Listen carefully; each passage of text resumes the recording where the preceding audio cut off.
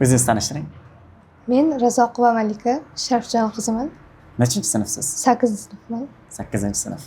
Qayerdansiz? Halqabod. Yaqingina mana yerdanmi? Piyoda kelasizmi, taksida kelasizmi? Taksida. Piyoda endi. Uzoq. Shu bitta narsa borda ilimda. Ilm berilayotgan joy bor-ku.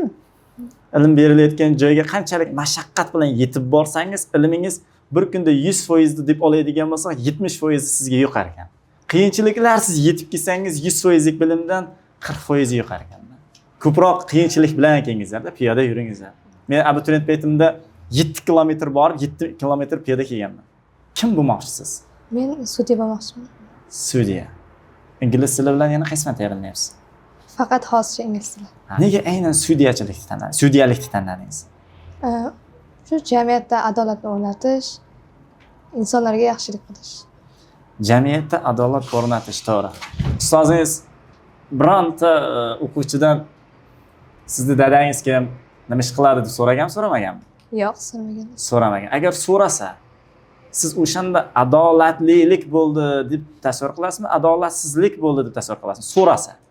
Hamma endi teng emas, hamma har xil. Adolatsizlik bo'lsa kerak menimcha. Adolatsizlik bo'ladi. Chunki agar meni dadam bir joyda prokuror desa, ulini turg'izib qo'yib jazolamasligi mumkin qo'rqqanidan, to'g'rimi? Masalan, to'g'rimi?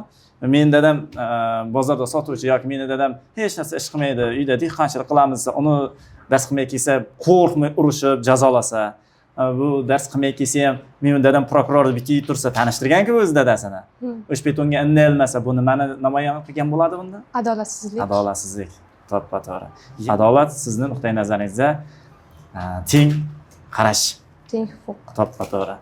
Sizni kelajakda mana shunday maqsadingiz bor ekan, hozir 8-sinfdan mana shunday oldingizga chiroyli maqsad qo'yibsiz. Alloh mana shu yo'lda sizga doim hamroh bo'lsin.